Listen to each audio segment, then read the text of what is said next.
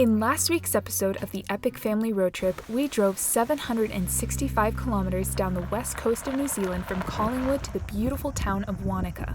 Along the way, we camped and hiked at some incredible places, including the Fox Glacier.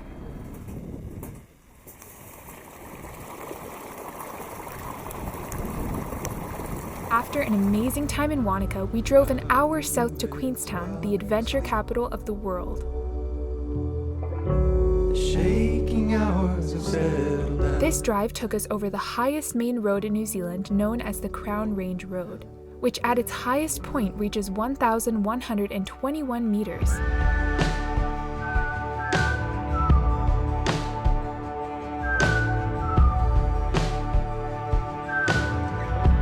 As we arrived in Queenstown, the sun was setting behind the surrounding mountains. We set up camp and made dinner while anticipating the next day's adventure of crossing a big item off of our bucket list, bungee jumping. And I make my way back home.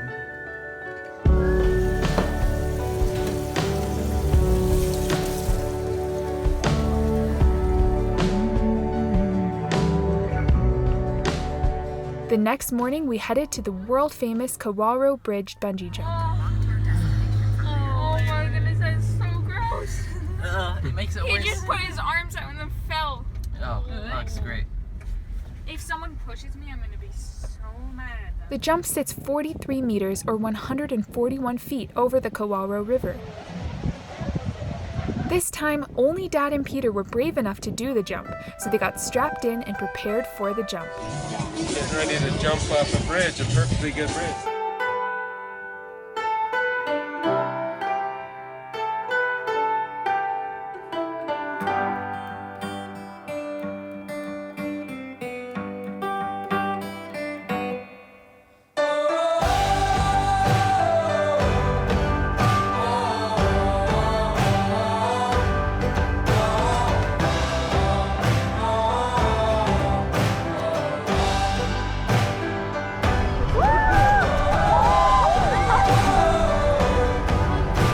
This was an exhilarating experience, even for us who only watched while Dad and Peter actually jumped. Just a split second where you free fall is just unbelievably fun. Felt like a It's long just you time. racing to the water and then After bungee jumping, we headed into beautiful Queenstown to explore the town and get lunch. Of course, for lunch, we had to try one of the world-famous Fergburgers. We were excited to see what all the fuss was about since there was a line out the door and down the street.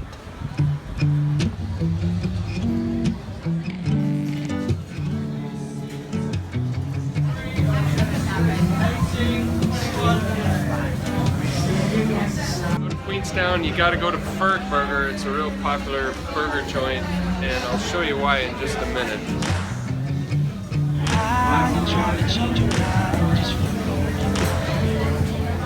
After a delicious lunch at Fergburgers, my brothers and I wanted to do one of the adventure activities that Queenstown is famous for, the Skyline luge.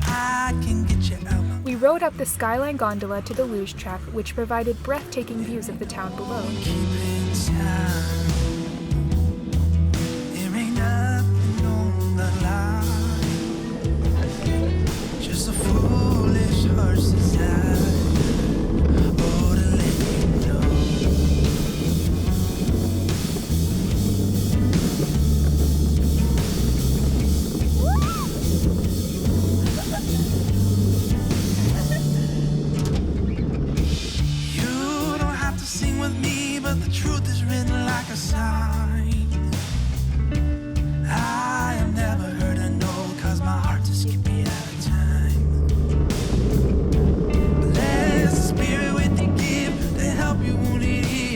The luge was definitely a fun and unique experience.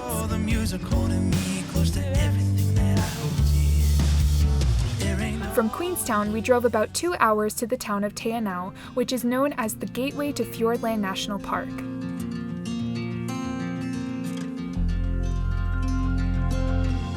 Once we arrived, we set up camp and booked a boat tour of the famous Milford Sound for the next day. Early the next morning, we boarded the shuttle bus that would take us to Milford Sound. The drive is about 2 hours long, and the entire time we sat awestruck at the views of the soaring mountains and lush valleys of Fiordland National Park. Once we arrived in Milford Sound, we boarded the boat that would take us into the fjord.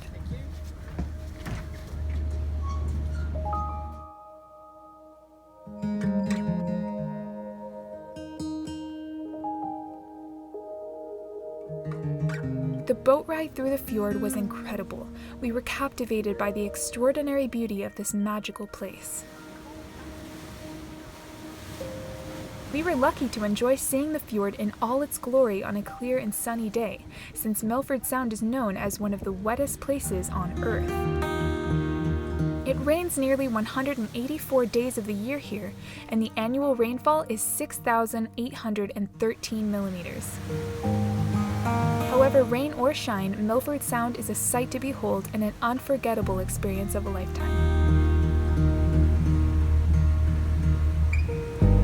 Milford Sound is a fjord that runs 15 kilometers inland from the Tasman Sea and is lined with sheer rocky cliffs and peaks that can reach over 1,200 meters. Powerful waterfalls plunge down the towering cliff faces into the fjord. One of the most iconic waterfalls in Milford Sound is the very powerful Stralen Falls, which is 155 meters high. We got to feel the power of Stralen Falls as the ship nosed up close and we felt the wind and spray. What an amazing experience.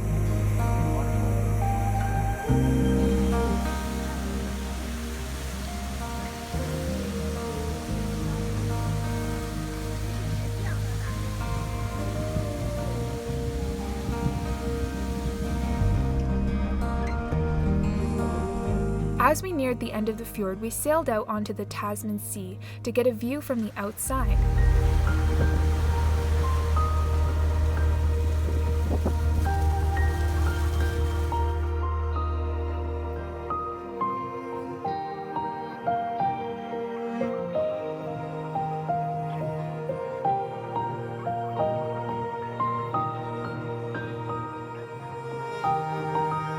On the way back, we saw some of the wildlife that call Milford Sound home.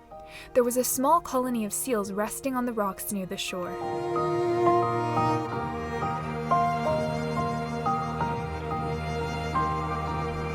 We then jumped back into the shuttle van for the 2-hour drive back to Te Anau.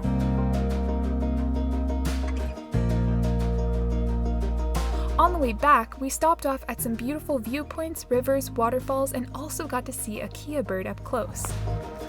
Keas are an alpine parrot found in the forested and mountainous regions of New Zealand's South Island.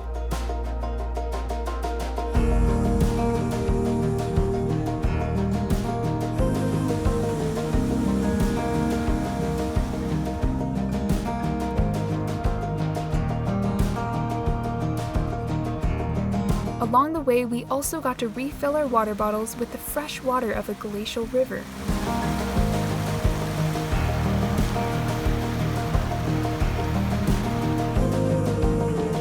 After a good night's sleep in Te Anau, we packed up our Jeep and drove back into Fiordland National Park to the Eglinton Valley and found a beautiful spot to set up camp.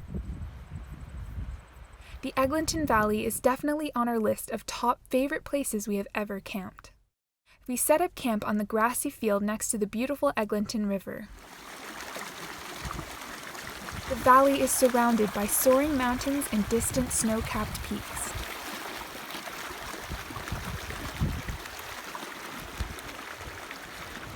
Every day here was so peaceful, and it was hard to believe we were camped in such an epic place.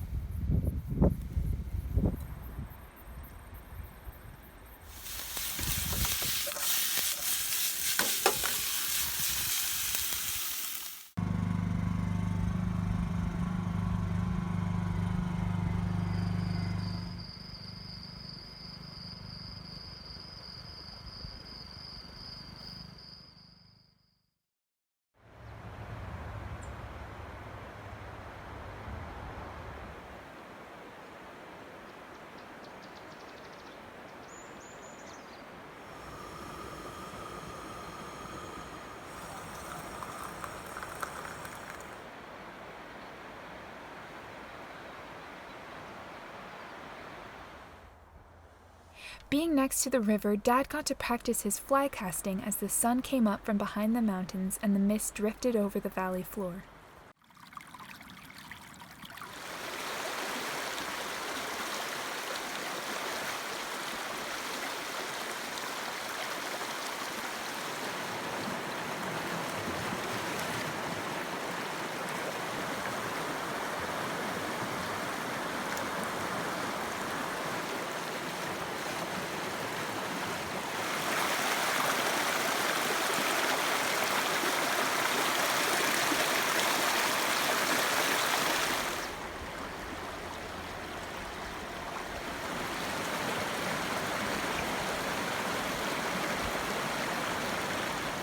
Later in the afternoon for fun, the boys braved the cold glacial waters of the Eglinton River with their bodyboards and jumped in to ride the rapids.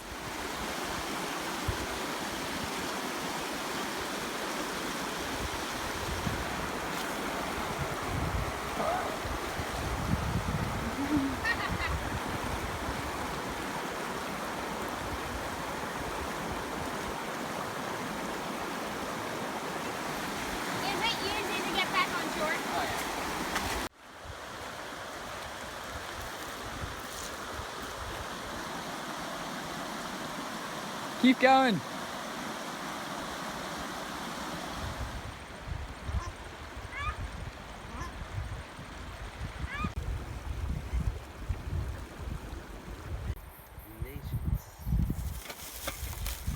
How do I open a new one without you?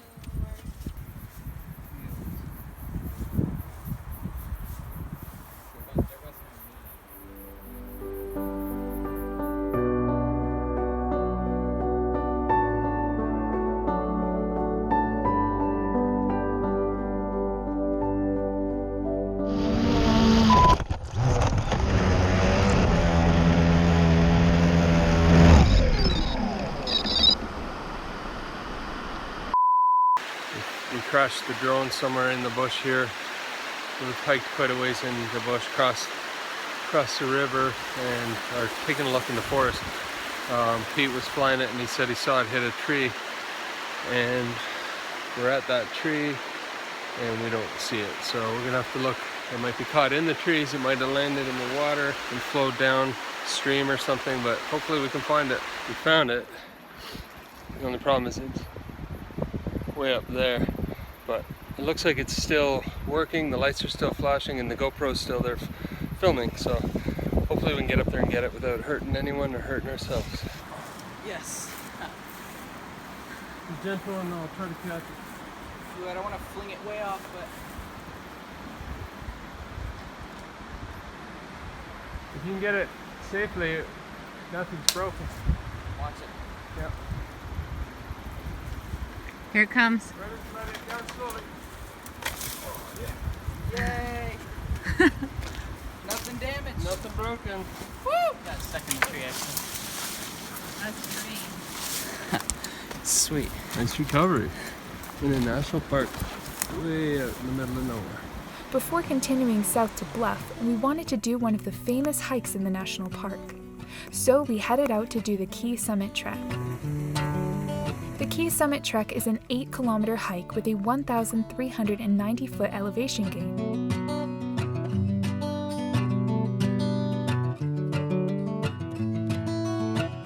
This trail is perfect for a day hike as it is a fairly easy walk with very rewarding views at the top.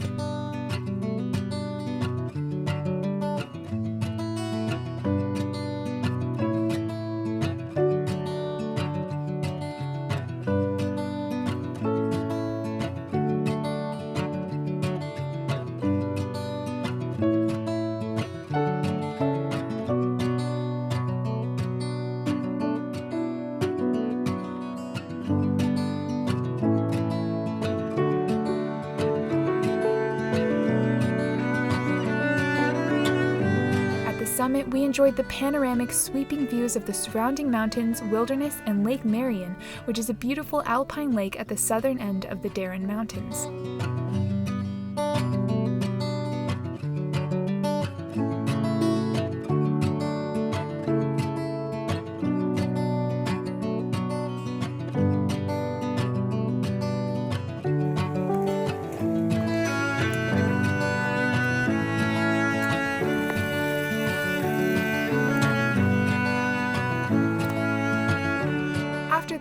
amazing hike, we drove about 2 hours south to the city of Invercargill.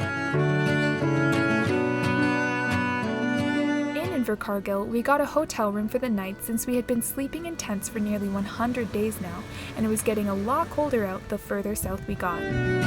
Still find it kind of strange that the farther south you go here, the colder it gets. Unlike in Canada or North America, where the farther north you go, the colder it gets. The farther south you go, the warmer it gets. But here, as we go south, we're getting closer to the South Pole.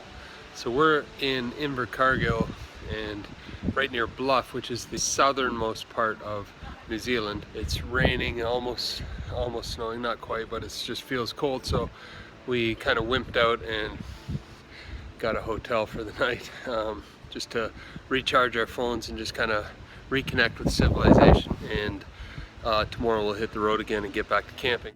The next day we drove to the southernmost tip on mainland New Zealand, the town of Bluff. We stopped shortly in Bluff before hitting the road north up the east coast to Dunedin.